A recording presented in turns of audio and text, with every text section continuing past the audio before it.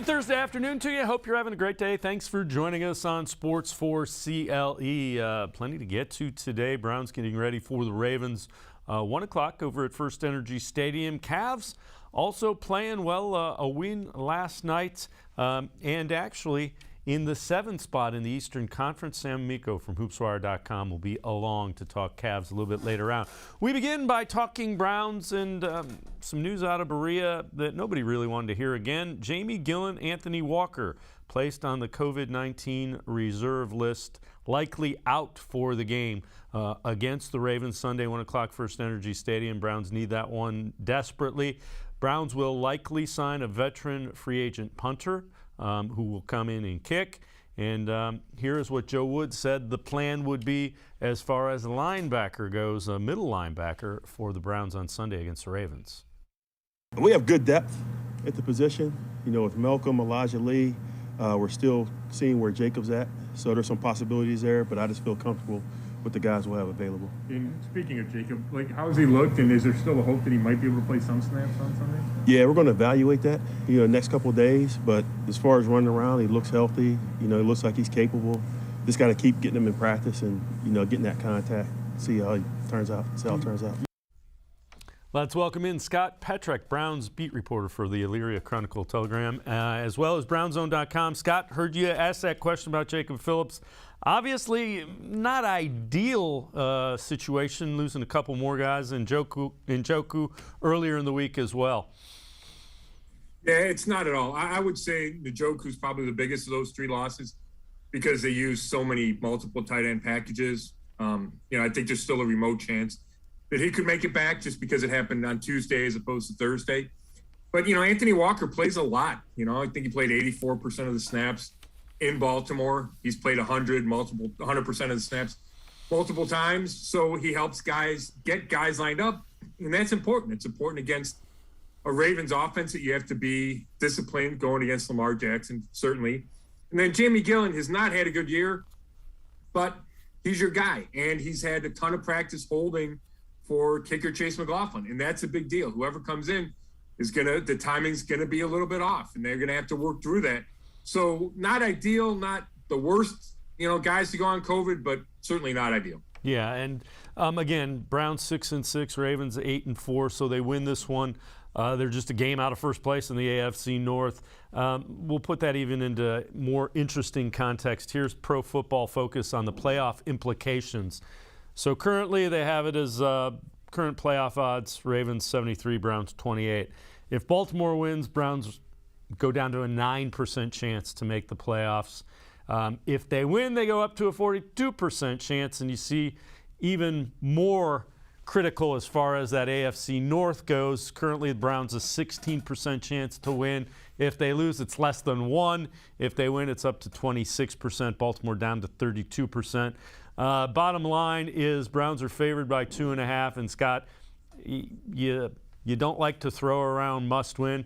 This is as close to a must-win as there is for the Browns coming up Sunday.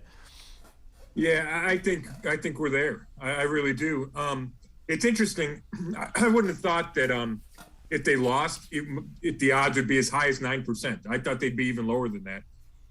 I guess that shows you that there's teams in the AFC that also have 6 losses that they're competing with for a wild card spot. But it's a huge game, and they also play the Steelers. They play the Bengals. So the Browns control a lot of what they need. Now, it's tough to be too optimistic given how they've played their last 3 games. But if they could get on a run and beat Baltimore, beat the Raiders, beat Pittsburgh, and beat Cincinnati, no matter what happens at Green Bay, if the Browns go 4-1 with that loss being at Green Bay, I think they wind up winning the division. Because the schedules for the other North teams are also difficult. The Browns would have beaten all 3 of them. They would have the best record inside the AFC North. So, I understand why the team is still optimistic and still feeling like they can accomplish what they want to accomplish because it is there in front of them. Yeah, wholeheartedly. And I think I kind of feel the way you stated it. I wouldn't be surprised if they win those games. I also wouldn't be surprised if they lose all 3. You can't get a sense for how this team is going to be on any given Sunday. No, and we've talked about the inconsistency, and I think that's been a theme all year long. And all you have to do is look at the winning and losing streaks throughout the season, right? They won games in weeks 2, 3, and 4. That's the only time they've had any kind of streak. And they've had 1 2-game losing streak. Otherwise, it's win one, lose one, win one, lose one. So, that makes you think, okay, they come out and beat Baltimore, but then they have to find a way to string some wins. And we saw them do it a year ago, so it's not impossible. But we just haven't seen it from this current group, which makes you wonder if they're going to be able to figure it out, with 5 weeks left. Yeah, that's fair enough. So Jeremiah Owusu-Koramoah looked really good against the Ravens, looked fast, looked like exactly what they thought he would be. He talked today about what the Browns need to do differently on defense. And the defense wasn't the problem, but what they need to do differently against the Ravens come Sunday. We didn't get the win. So, anything we can do that could, push us forward to get success, whether it's scoring, whether it's on our defense. I know we had a lot of interceptions, but we didn't score any. So, that's something that we're focusing on some tracking as well in terms of tackling, in terms of, filling the gaps to which we may have had a breakout play on the last ones as far as plastering, because the quarterback, he loves to extend plays, so making sure that we stay on our guys, and that's something that we're keying in on. And Scott, he was coming off, being banged up his first game back against the Ravens. He looked really good. I think the bye probably helps him as much as anybody. Yeah, I'd agree with that for sure. And I asked John Johnson III about JOK today, and he said he looked like a blur on film. He looked like the fastest guy on their defense, which is saying something because there's some fast guys out there, but that's why the Browns traded up to draft him. For this type of matchup, for that skill set, right, the length and the speed and the ability to play sideline to sideline. So, the defense did play well against Baltimore. I think Lamar averaged 4 yards a carry, which is not a lot for him. He'd entered leading the league with 6 yards a carry. But he's talked about plastering their guys. And that's, two of the biggest plays in the game were that kind of broken play, long pass to Andrews that set up the broken play touchdown to Andrews. So if you can, I don't know if you can eliminate all those, but if you can really minimize them, especially to Andrews or maybe Hollywood Brown, then you have a good chance of really stifling what the Ravens can do. Yeah, I would agree. And John Johnson talked about, the Browns had success against Lamar Jackson, but he talked about, doing it again against Lamar Jackson. Here's John Johnson III. I think it's, just forcing him into situations where he has to drop back and throw the ball. I mean, he's electric with the ball in his hand. That's not hard to see. I think, winning on first and second down and getting to those, third and long situations. And I wouldn't say he's forcing the ball, but it's kind of like you want him to throw the ball into those tight windows and those situations. So I think it's just winning on first and second down and getting to, known passing situations. Go back, look at the tape, see what we did well, try to do that again. See what we did poorly, try not to let that happen again, and just go from there. I think it's just, if everyone runs to the ball like we did last game, I think we'll be just fine. Yeah, and Scott, I think the Browns' defensive players that we have heard of have hit on it. You can't have Lamar Jackson in third and short. If he's in third and short, it's a long, long day for the defense, any defense. Yeah, there's no doubt. Just because they have so many options, right? He can hand it off, he can keep it, he can throw it. He could throw deep because you're paying attention to the short yardage. So Johnson's exactly right with that. And he's also right when he talks about swarming to the ball, because when we've seen Lamar have success as a runner, it's because he finds a seam and can get out in space. And if you kind of muddle the pocket, right, muddy it, put a lot of bodies in his face. We've seen it, not only the Browns, we saw it against the Steelers, who sacked 7 times, I think. Against Miami, they had success just kind of keeping him in by bringing a lot of bodies. And that seems to work. And then when it's a called run play to Lamar is, not letting him get out there. He can get a little bit of a gain, but a guy like JOK needs to track him down. We saw Myles Garrett do that at once on that Sunday night game, is run with Lamar. You just can't let him make one, whatever the number is of broken plays. You can't let those become the backbreakers. And we've seen that too many times in the past with Lamar versus everybody, but especially Lamar versus the Browns. Yeah, and really Lamar has been doing that. That's the reason the Ravens are where they are this year, is because he hasn't played great, but he's made those plays that are the difference between winning and losing, and that's why the Ravens have been successful. Scott Petrick, Browns beat reporter for the Elyria Chronicle Telegram, as well as BrownsZone.com. We're going to step aside, take a quick time out. On the other side of the break, we hear from Emmanuel Acho. Who is to blame for the Browns' struggles this year? Plus, Scott had an interview with Kurt Warner, Hall of Fame quarterback, about Baker Mayfield and what he sees from him. We'll hear more about that straight ahead on Sports4CLE. Stay with us. Welcome back. Back to new friends, new classroom, and learning new things. Back to wearing shoes, man, like real shoes. Back to rushing to class. Back to having questions, lots of questions. Back to vending machine dinners. Back to too much caffeine, too late at night, but feeling like it was a night well spent. Back to pursuing your dreams and taking control of your future. Come back to go forward. Try C, where futures begin. When it comes to selling you a mattress, most retailers are handing you a long line of extra steps that drive up costs and create confusion. At the Original Mattress Factory, we simplify the mattress shopping experience by building mattresses and box springs in our own local factories and selling them direct to you. It's short, sweet, and simply makes sense. So experience more than just a mattress store. Experience an original, the Original Mattress Factory. The Ohio Lottery Partners in Education program recognizes role model students and teachers from across Ohio. Nominations can now be done completely online. To nominate a deserving teacher or student, go to ohiolottery.com. In the About section, find Partners in Education. There you will find links to the nomination forms. Students, kindergarten through 12th grade, can be academic all-stars. Teachers can be honored as a Teacher of the Month. The Ohio Lottery Partners in Education, where stars shine.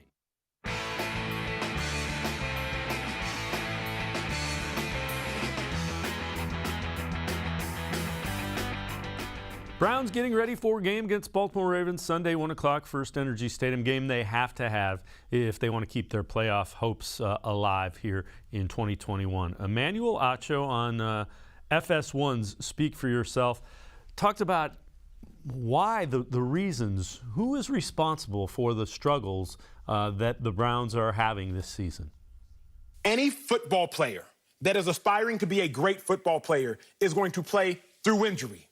Any football player that aspires to be a great football player is going to be incredibly tough. My coach used to always tell me, I would rather have to say nay than giddy up. What does that mean? I would rather have to slow you down than get you going. Well, it's time for Cleveland Browns ownership, management, and head coach to tell Baker Mayfield nay, because Baker Mayfield has been going. The Browns have had a disappointing season. I get it. I was drafted to Cleveland. I love the Browns. I love what they stand for. I can't wait for them to win. But we out here putting it on Baker Mayfield like he dictates his playing time. We're putting it on Baker Mayfield like he controls his snap count. If there's one thing that a coach controls, it's playing time and what the players do when they're on the field. Ask Mac Jones. So who's at fault for the disappointing season of the Cleveland Browns? I'll tell you this much. It's not Baker Mayfield. Scott Petrick, Emmanuel Acho always makes some very interesting points. Your thoughts there? Yeah, I disagree with him. I think Baker's been healthy enough to play. I agree with Kevin Stefanski, and then Andrew Berry said the same thing when we talked to him last week during the bye. I know Baker's been beat up, but he thinks he's healthy enough to play. The Browns watch him practice and think he's healthy enough to play. I've seen him run around better the last few weeks. I think, especially now that we're out of the bye, I think it's a non-issue. But even when it was going on, I thought the right thing was to play him. Yeah, I if I was going to rest him, I would have done it early. I wouldn't have. Now is not the time to rest him. There is no rest at this point in the season. But they chose not to. And again, they have much more information than you have or than I have. So the front office and Kevin Stefanski, at least through the first year, has earned a level of trust. All right, you had an interview with Kurt Warner regarding Baker Mayfield. Take us through that. What what you learned, what he had to say, and tell us a little bit about that. Yeah, I talked to him on Tuesday. Last week, he felt the need to put out a video kind of defending Baker, and it was defending the performance against the Ravens. And part of it was, other analysts criticizing Baker. Part of it was, the Odell Beckham Sr. video that, kind of precipitated Beckham's departure. Just the criticism level of Baker. So Kurt Warner in his video broke down all the plays in the first half, and none of them were Baker's fault except for the fumble when they were trying to throw that screen pass and the ball slipped out of his hand. But, Donovan Peoples-Jones dropped the pass on that first drive. Kurt Warner thought Nick Chubb ran a wrong route on another incompletion. There was a drop by David Njoku.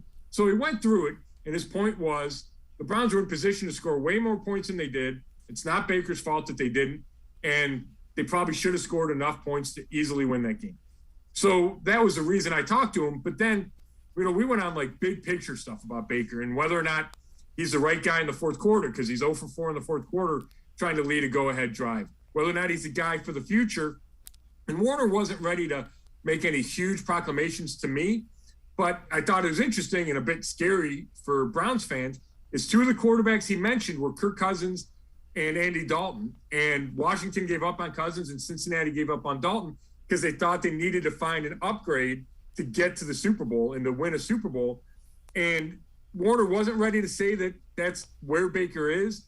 But I think that's the concern, is that Baker will never reach that level where you're comfortable and think he's the guy to lead you to a Super Bowl. Yeah, so he wasn't ready to say that he is ready to lead you to a Super Bowl as well. He's still to be determined. Yeah. All right, is it just me, or have the Browns wide receivers underperformed to this point? There's not a lot of separation. If you remember back in training camp, we thought this was going to be a dynamic wide receiving room. You had Beckham, you had Landry, Donovan Peoples-Jones was coming on, Schwartz. Is it just me, or have they underperformed? No, they certainly have, especially as a group. I think if you break it down individually, you can figure out explanations. But as a group, I think that's 100% correct. And I think when you look at a game like that Sunday night against Baltimore, there's some plays where guys aren't getting open. I sat in the press box and watched Baker escape trouble and look downfield, and guys aren't open. And he throws the ball away, right? And that goes as an incompletion. It looks bad on Baker, but there's nobody to throw the ball to. And I blame the receivers for a good chunk of that. So, yeah, I think you're 100% right, Dave. And it started with, Odell, right? All that's involved with Odell not being the guy you thought he would be or not having the production you thought he would. And Jarvis has been injured and finally had a good game in Baltimore, but hasn't been himself. Peoples-Jones has dealt with a groin injury and hasn't kind of been who you thought he'd be in limited opportunities. Schwartz has been hurt a lot. So, yeah, there just hasn't been that production and really scaring a defense from this receiving corps. All right. Can you see, so coming out of the bye week, do you think that they will put Nick Chubb and Kareem Hunt on the field together? You know what?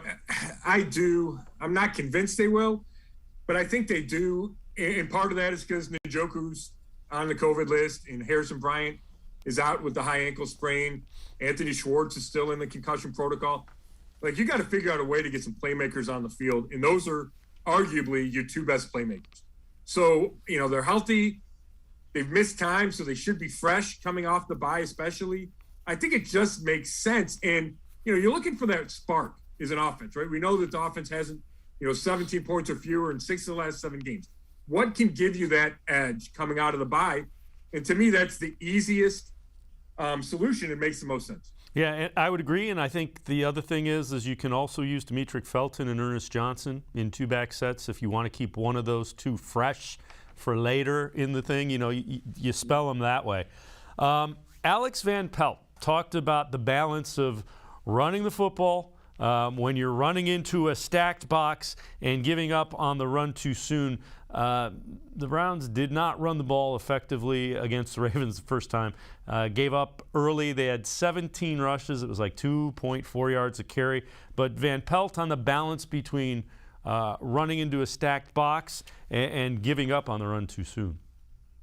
I mean, that's a definite issue that they present. They do a great job with it. I said last time before we played them, I think they're one of the best in the league at attacking your protections. You know, they're going to present it whether they bring it or not, you know, but you still have to be ready for it. It's all film study, a lot of walkthrough time, you know, just kind of studying their tendencies and having answers if they do bring it, and then obviously having answers if they drop out. So we spent a lot of time in that area, and we feel confident about it.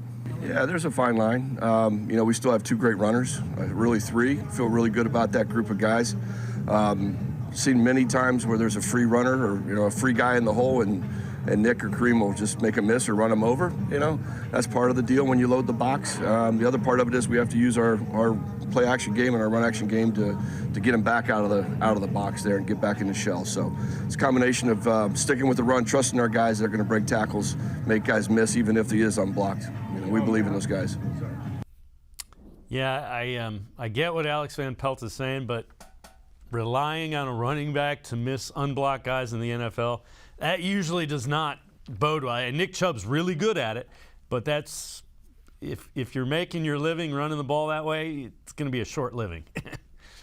Yeah, I agree with you. And, you know, if you go back and watch that Sunday night game, you know, there were opportunities to run the ball and guys missed blocks, right? And one-on-one, and they got beat, or they got pushed back in the backfield, or they missed a block. And, you know, it's a lot harder then to have success when you miss those. But the Ravens also give you no margin for error because there's so many bodies inside the box. It's just really difficult. So I'm going to be fascinated to see how Kevin Stefanski and Alex Van Pelt handle this on Sunday, because to me, it's a basic choice. Do you go strength versus strength, your run game versus their run defense, or do you go your weakness, which is the passing offense, versus their weakness, which it's been all year long, the Ravens pass defense, and they lost Marlon Humphrey, their best cornerback for the year, with a torn pectoral muscle. So, like, you know, you kind of want to seize against their weakness, but you also have to be true to yourself and be true to your identity. So I think they'll probably wind up with a balance. But it's interesting because you hear people, you know, if you check your Twitter feed, which, you know, I'm not sure that's always the wisest thing, but if you do it, there's people saying, why do they give up on the run? And then there's people saying, why do you beat your head against the wall? So it's not the easiest decision to make. Yeah, no, you're absolutely right. And, you know, the challenge is you don't want to run. You don't want to run when there's three unblocked guys. That's usually not a good thing. You can fill every gap, and that's what they did several times against the Ravens. Yeah. And it's, you know, it's easy to throw on first down, right? You can run play action. Once you get in third and long, it's tough. And if you run for a yard on first down, a yard on second down, it's 3rd and 8, and you're probably going to wind up punting. So, you know, you almost have to have success throwing early to soften the defense and then take advantage of the run. I agree wholeheartedly. Scott Petrick and I are going to step aside, take a quick timeout. On the other side of the break, Scott also had an interview with Troy Hill about his comeback from that neck injury. We will also hear from Joe Woods about the speed of the Browns defense and how effective that can be against the Ravens. Sports4CLE will be right back. Stay with us. Welcome back.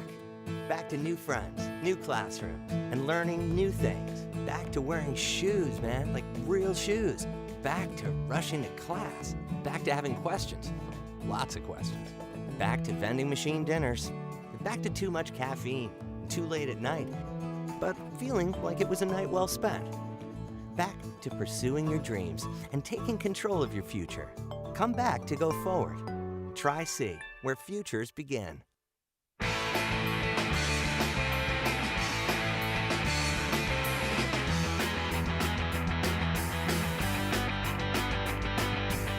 Browns getting ready for the Ravens over at First Energy Stadium, 1 o'clock on Sunday.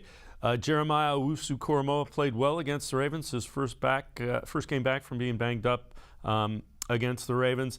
John Johnson talked a little bit about what he saw from JOK in that first meeting against Baltimore. He was easily like the fastest guy on tape. Like, he looks like a blur flying across the field, and to take away a electric player like Lamar, I mean, you need a guy like that just roaming sideline to sideline. So I'm glad he's on our side. I think it's first of all, it's a God-given, you know, ability. He's blessed with speed, quickness, and stuff like that. But I think it's a mentality. Like, he doesn't want to get blocked. He wants to make every single tackle out there, even when it seems like it's too far away from him. He's running all day long. So I think it's just a mentality of him wanting to be a great player. And Scott Petrak, I say this every time I see him play. I want to see more of him on the field defensively because he gives the Browns defense an element that we haven't seen here in Cleveland in a while. Yeah, and I think you're probably going to see him. You'll probably see him for 100% of the snaps on Sunday, especially with Anthony Walker Jr. being in. The thing about how JOK played, that's how the Browns envisioned it, right? We talked about when they drafted him, but it's also you combine that with the 3 safety package. Delpit and Harrison and John Johnson the third all on the field at the same time. That's where that speed comes from that Joe Woods talks about. And that's the package he envisioned heading into the season. And it took a while to get there. Injuries, Delpit missed part of training camp. JOK missed some time, with I think it was a high ankle sprain. But now they're back, and it's the key part of the season. Now, the defense looks like it's starting to round into form. The only, hesitation is they've been so up and down that when you think they have it solved and they have a clunker, but it feels like they have turned a corner. I would agree, and the Steelers game they played well enough to win, the Ravens game they played well enough to win, and if the offense is able to find something in those 2 games, we're having a completely different conversation at this point in time at 8-4 than we are at 6-6. You also did an interview with Troy Hill, trying to come back from that scary neck injury. Take us through that, what you found out from him and where his comeback sits. Yeah, I talked to him, I think it's before the Bengals game. And what stuck out to me for the story was how tough he is and fearless because he's tiny. He's 180 pounds and he sticks his nose in, playing nickel, against the run. And blitzing or against the run, he's not afraid to mix it up. So then this happens and he comes back after missing only 1 game, right? A scary neck injury. They have to take him to the hospital. We saw him get, rolled off on the stretcher or wheeled off on the stretcher. And I said, does that come from your toughness? And he credited that with his Youngstown background. And he said, no. He goes, this is all about love of the game. He goes, this happens. You could just, I don't know if he said wrap it up or cut it off, meaning retire. He goes, but I don't want to do that. He wants to come back and play. He said there's some hesitation before the Ravens game, but he got over that once he was on the field. And he feels like the injury's behind him now. But he said it was super scary, laying on the ground or on the turf. And he heard them say, call for bring the cart or bring the stretcher. And he said all he kept thinking was get up. And he couldn't. And so it was really scary. And then the movement came back. He was worried he thought maybe it could just be a stinger. Turns out to be a neck sprain. But that happened in the afternoon. He said he didn't really feel completely comfortable until they got the x-rays and MRIs back at the hospital that showed it wasn't something more serious. Yeah, I can only imagine, hearing that and not being able to get up and say, wait, I'm here, I'm good. So Joe Woods talked about, the Browns' speed on defense and how that helped against the Ravens last time they played, but he also said doesn't guarantee that it's going to be the same this time. I think that's one of the strengths of our defense. I just think we can run at all 3 levels of our defense in terms of rushing the passer, covering, things of that nature. And I think it showed itself a little bit in that game. And the production was good. Wish we would have made a couple more plays, but that's what I feel like we're capable of doing. There's a lot of plays, a lot of different pass plays, a lot of different run plays. This game could play out totally different based on what they choose to run. And Scott, that's 100% true, but if you're the Browns, you have to feel pretty good just because you can't completely reinvent the playbook. They do have Lamar Jackson, and he's able to do some things that you just go, man, how'd he do that? Yeah, and I do think the plan was solid, right? Joe talked about the execution of the plan. I think his plan was solid against Lamar on that Sunday night game. And we wondered if, would they all out blitz a ton because other teams had done that? They didn't. They kept pretty true to themselves. Maybe brought an extra guy or two just to, like I said, clog the pocket so Lamar couldn't escape as easily. But it also feels like now they finally have the pieces on defense to execute that plan. Like we talked about, the speed of JOK, 3 safeties on the field, 2 corners you can trust on the outside to lock guys down in Denzel Ward and Greg Newsome, the second. So it feels like the pieces are in place. Now you just have to, execute and then hope that Lamar just doesn't pull something out of a hat because we know he can do that. Yeah, without question. We've seen that firsthand and really don't want to see that again. Scott Petrak from the Elyria Chronicle-Telegram and BrownZone.com and I are going to step aside, take one more time out. On the other side of the break, we get more specific on this Browns-Ravens matchup. Joel Bitonio will talk about running against that Ravens defense, and we'll look at just how good the Ravens defense is against the run and not so good against the pass. Sports4CLE will be right back. Stay with us. Welcome back. Back to new friends, new classroom, and learning new things. Back to wearing shoes, man, like real shoes. Back to rushing to class. Back to having questions. Lots of questions. Back to vending machine dinners. Back to too much caffeine, too late at night, but feeling like it was a night well spent. Back to pursuing your dreams and taking control of your future. Come back to go forward. Try C, where futures begin. When it comes to selling you a mattress, most retailers are handing you a long line of extra steps that drive up costs and create confusion. At the Original Mattress Factory, we simplify the mattress shopping experience by building mattresses and box springs in our own local factories and selling them direct to you. It's short, sweet, and simply makes sense. So experience more than just the mattress store. Experience an original, the Original Mattress Factory. The Ohio Lottery Partners in Education program recognizes role model students and teachers from across Ohio. Nominations can now be done completely online. To nominate a deserving teacher or student, go to ohiolottery.com. In the About section, find Partners in Education. There you will find links to the nomination forms. Students, kindergarten through 12th grade, can be academic all-stars. Teachers can be honored as a Teacher of the Month. The Ohio Lottery Partners in Education, where stars shine.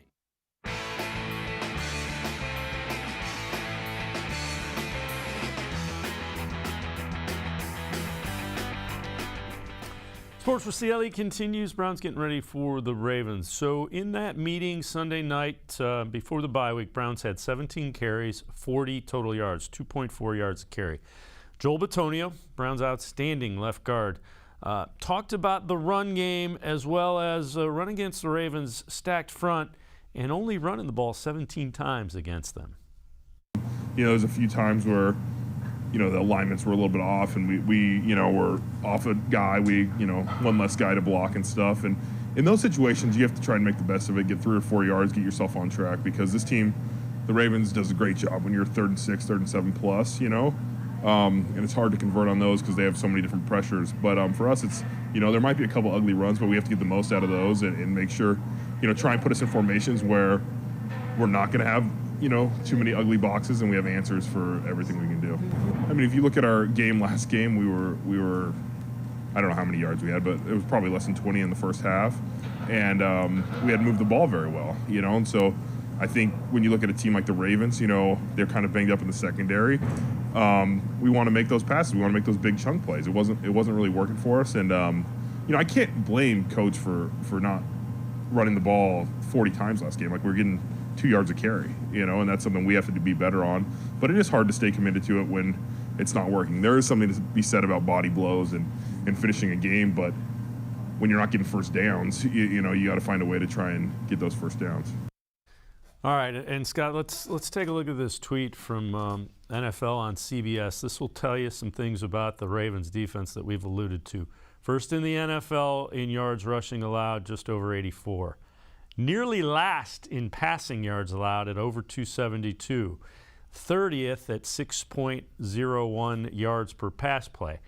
But third red zone efficiency and third down conversions best. And what that tells you is you don't want to get to third down and long because you're not converting, and it doesn't matter when you get inside the red zone because it's not certain you're going to be scoring. Yeah, I tell you what, I loved how Joel answered that question, because there's so many people that, hey, you have to stick with the run, and they, you know, reference Kyle Shanahan when he was here. And I get that, and I get that that's what the Browns do best. But if you're the play caller, and I'm just trying to relate to Kevin Stefanski, if I'm watching my best player, Nick Chubb, get a yard here, 2 yards there, and I think Nick's long was 5 yards the other day. Maybe it was 9, him and Kareem. One was 5 and one was 9. But there's no like the chances for an explosive play are really low. You're putting yourself in bad situations after that. And if you throw it, like it's just easier to get 10 yards throwing the ball, right? As opposed to running it. Running it, you have to be successful almost every play. So I love how Joel answered that. I think it's a tough decision for Kevin Stefanski. And those numbers make me think that the Browns could come out throwing the ball. But like I said earlier, I think it'll be balanced because you can't afford to just give up on the run because, first of all, the Ravens rush the passer really well and you leave Baker in some tough spots. But also, that's what you do, and you want to be balanced. So, I think Stefanski will is struggling to find exactly the right plan.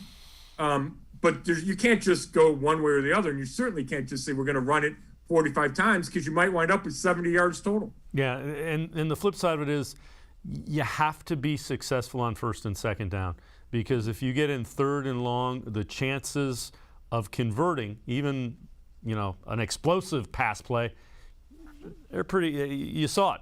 It's about 30%. No, you're exactly right. And the Browns have struggled on third down offensively, right? So that's a bad combination. And I thought it was interesting talking to Joel again.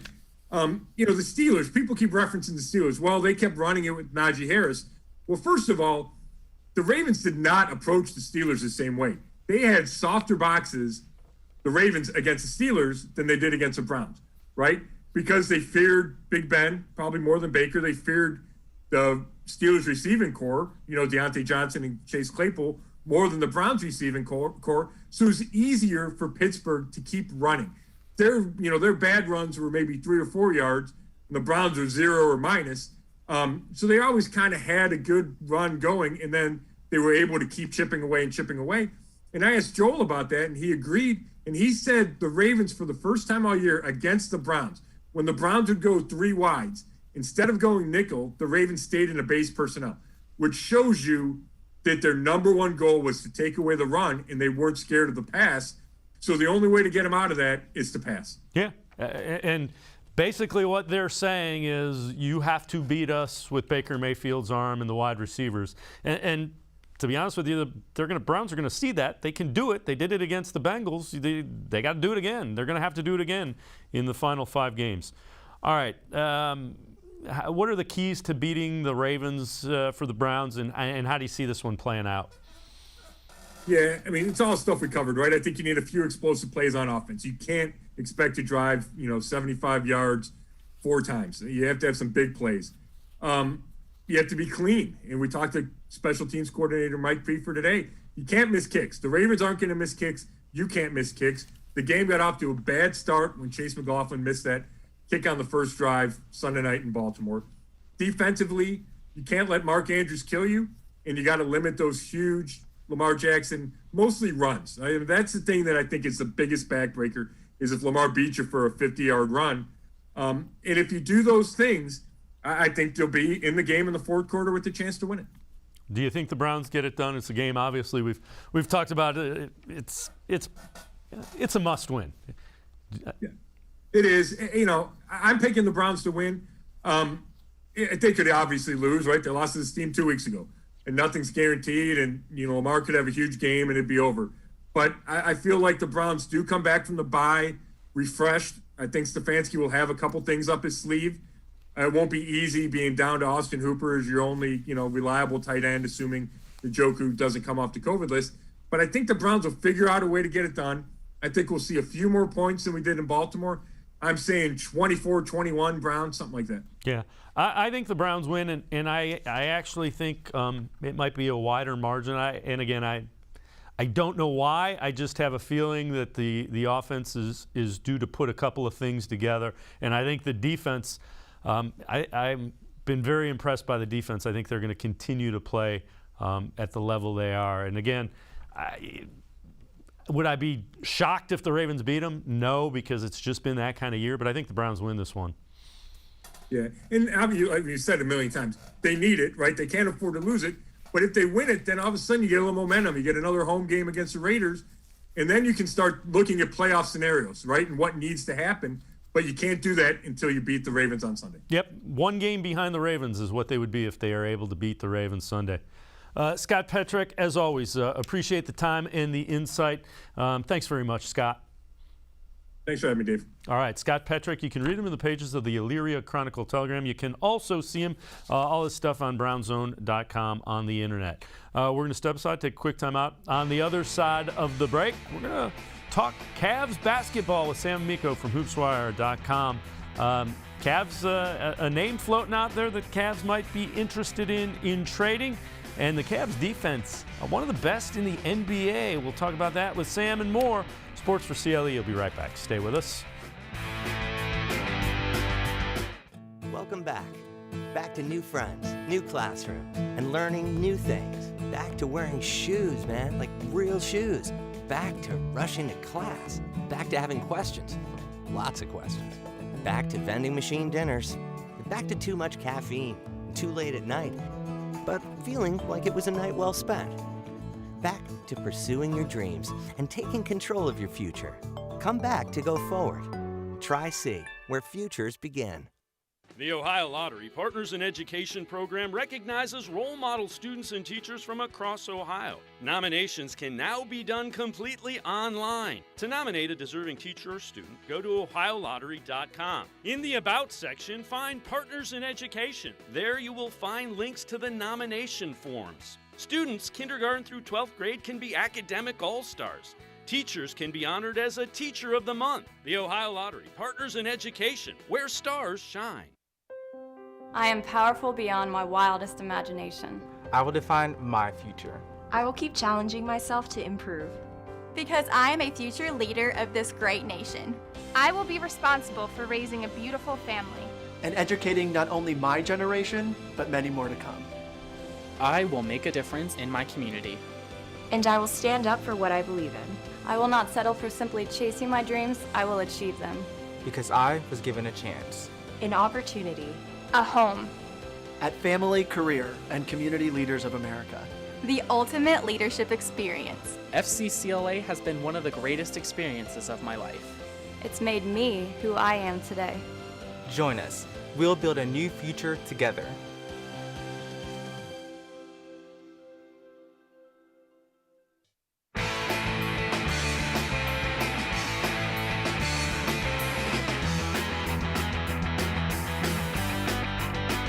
Time to shift our focus to the Cleveland Cavaliers. Let's welcome in Sam Amico of hoopswire.com. Sam, a name we asked you last time we talked last week about potential trade targets, a name that has creeped up and kind of become, I don't want to say connected with the Cavs, but the Cavs might be interested in Caris LeVert. Is that legitimate? And what would he bring to the Cavs?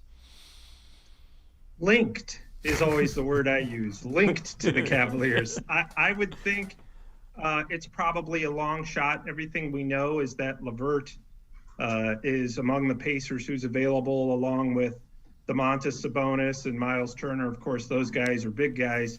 But naturally, we're going to hear the Cavaliers mentioned in this simply because Colin Sexton obviously being out and LeVert being a shooting guard. Of course, he's from Ohio, the Columbus area.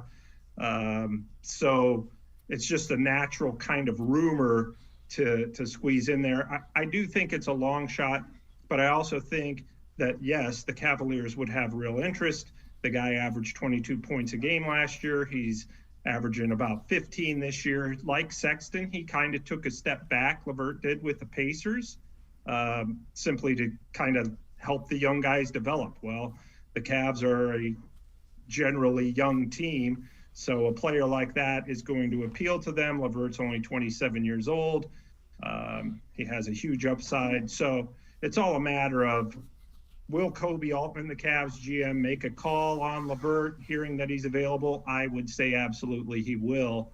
But it's hard to predict what would happen beyond that. But he would probably be a nice fit. It's just, you just don't want to give up what is actually a good thing going for the Cavaliers right now. Yeah, and you know, you mentioned the Pacers in rebuilding mode. What, and I know you don't know the answer, but what would you think they would be asking for or interested in? What would it take to get somebody like Caris LeVert? Well, you'd have to start with the draft pick. They definitely would want a first-round pick, and I wrote a column or a piece about this today on HoopsWire that, if you're the Cavs and you're probably, with the way you've been playing, you're probably not going to be drafting real high in the lottery. So if you did have to give up the pick, perhaps you could make it top 3 protected or something, if that were the case. The Pacers are looking for what every team who's potentially trying to rebuild is looking for, and that's young players and picks. Would the Cavs be willing?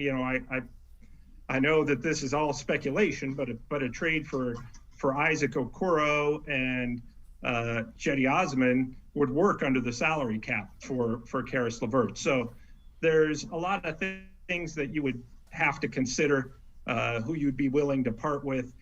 If you want to mess with chemistry, the chemistry's been going so well right now. I wouldn't think that this would be something the Cavs would pull the trigger on right away if they were able to do it. I think they would wait until closer to the February trade deadline to see how things are going. But, the only thing I could come up with was Okoro and Cedi work under the salary cap for LeVert, but the Pacers would certainly want a draft pick, a first-round pick along with that, with the idea being that they're going to rebuild and retool. Yeah, and again, he's the type of shooting guard that could make the starting 5 potentially significantly better, if I'm hearing you right? Yeah, for not only for the short term, but for the long term as well, because he does, again, he's only 27 years old, and more than that, immediate dividends you would think he would pay, because now you have a consistent 16 to 22 point scorer filling in that role for Colin Sexton, who's obviously out injured. And then once Sexton, you protect yourself because Sexton's a restricted free agent at the end of the season. If he should come back, then you have him and LeVert.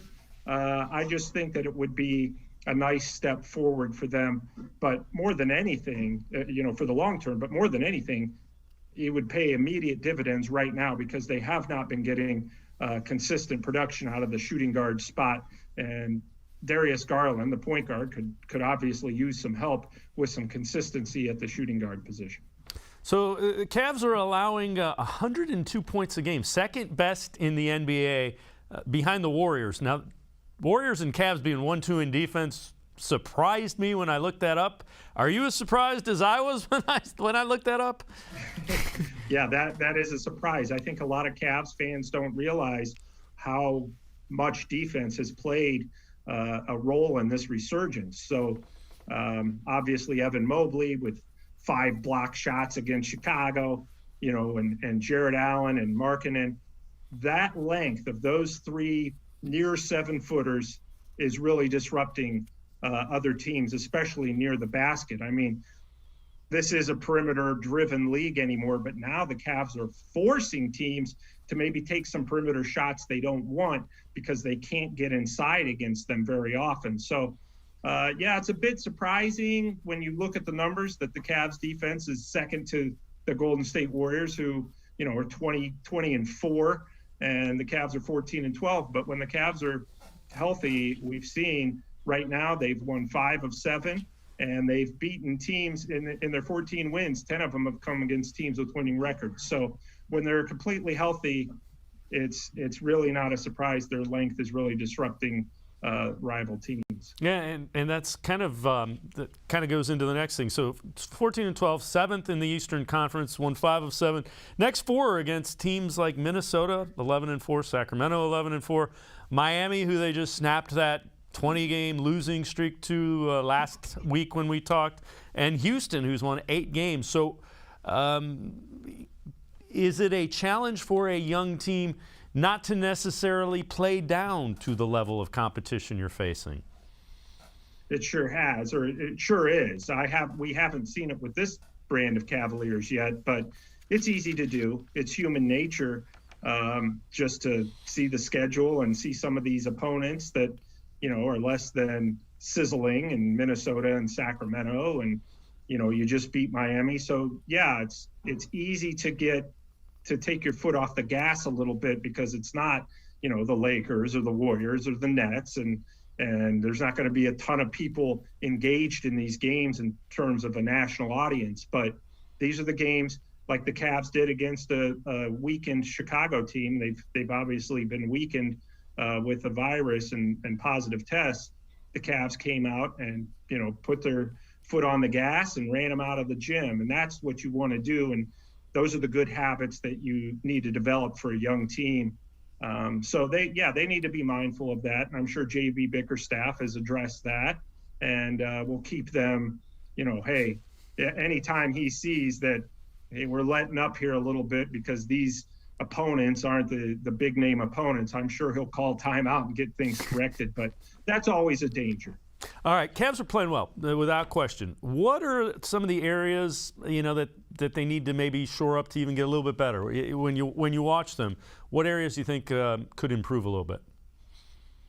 Well, first of all, the consistency from the shooting guard spot, which we've already addressed. More than that, or almost as much as that, it's just really learning and growing together.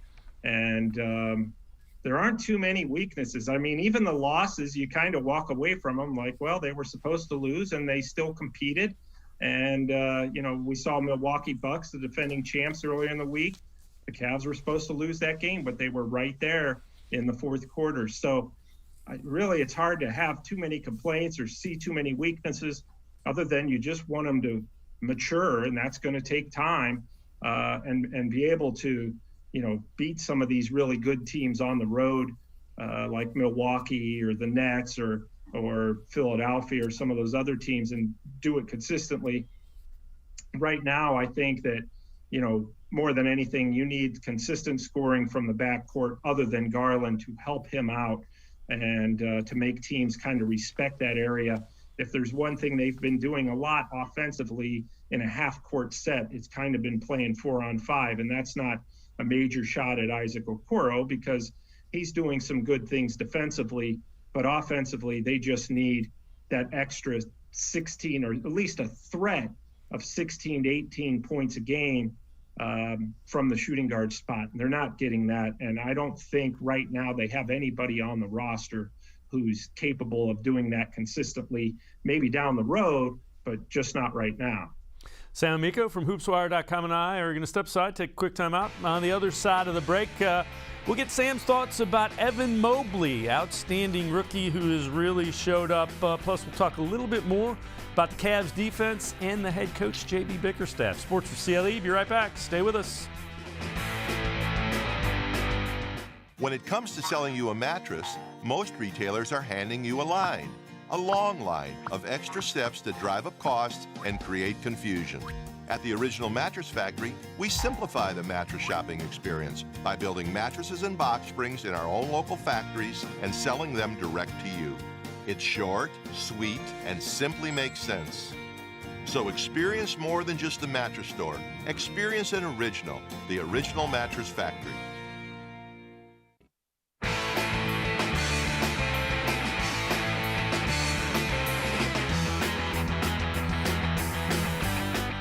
We continue talking Cavs with Sam Amico from hoopswire.com. So here's a tweet from ESPN Stats and Info.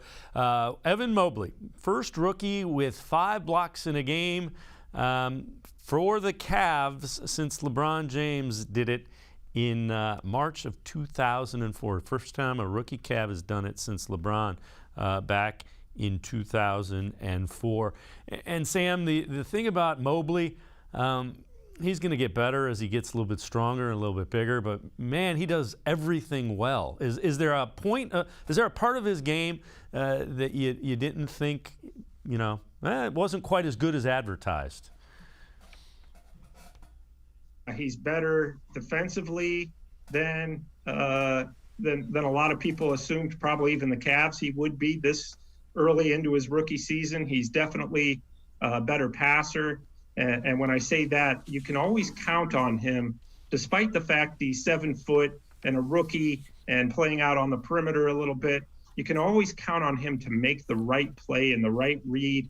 He doesn't force things, which I think that you really have to like about him, and defensively. Yeah, I mean, it's more than just the 5 blocks, even though that's really impressive and really good company with LeBron James, but it's how he alters shots, not only at the basket, but, really alters some perimeter shots too. He's able to go out with his versatility and just the fact that he's such a good athlete, he's able to go out on the perimeter and alter some jump shots as well. So I just think that that's really a big reason, obviously, why they have the type of defense that we talked about earlier, because if you get by the guards, you're waiting there for you have Allen and Mobley sitting at the rim waiting for you.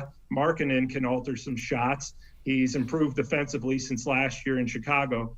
So, sticking with the Mobley theme, though, I saw J.J. Redick, now an analyst, the former NBA shooting guard, who said, this is a guy who's a rookie, but really needs to be in the Defensive Player of the Year conversation. And that's really true, because he's really made just a huge impact. We can see it at the offensive end. The defensive end, you see it with blocked shots, but there's really a lot more that you don't see. Just his ability to play team defense, to help, and to really make guys think twice about driving to the basket. So in a lot of the draft things that when they came out, there were projections that said Mobley in 5 years is going to probably be the best player that comes out of this draft. Is he a Rookie of the Year candidate already? I mean, I think he's probably exceeded most expectations. Is he legitimately one of the guys that, is going to win Rookie of the Year? Absolutely. They not only has he exceeded expectations, the team has too. So that makes it, those are things that everybody considers when they're talking about Rookie of the Year. To me, he's really been the best all-around rookie. There's other rookies who may score more. There's others who may get more assists. Josh Giddey from the Thunder has been racking up some assists.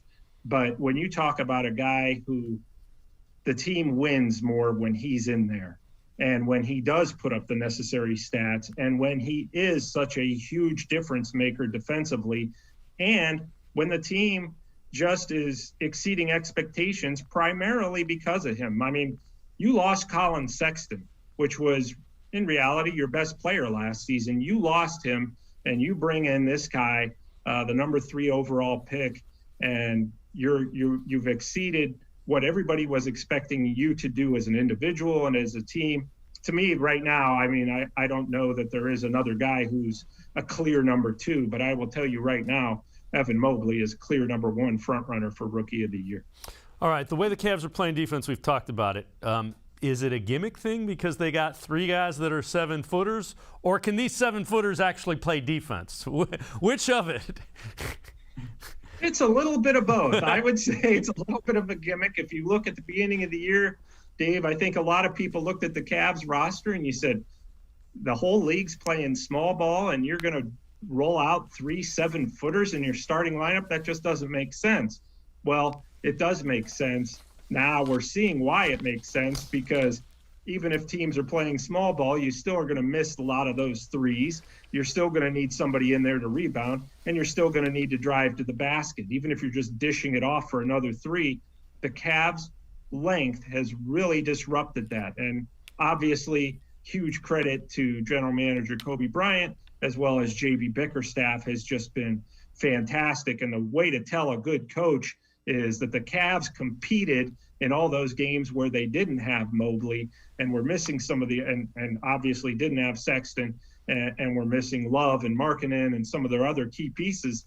And yet they still made a game out of all those. They lost most of them, but they still made a game and they still made other teams work. And a lot of that is the scheme from the coach. A lot of that is the players believing and relating to the coach and trusting the coach. And really, that's what an NBA coach is. And J.B. Bickerstaff has done a magnificent job. We talked about Evan Mobley being front runner for Rookie of the Year. Well, I think you need to talk about J.B. Bickerstaff being an early NBA Coach of the Year candidate, just because not only is the team doing better when Mobley's in there, or when Garland's in there, or when Allen's in there, they're doing better from 1 to 12 in terms of the players on the roster. He is getting the most out of everybody on the roster. Another thing that's impressive, they're very young as well. So points to J.B. Bickerstaff. Sam Amico, as always, man, appreciate the time and the insight. Thanks very much, Sam.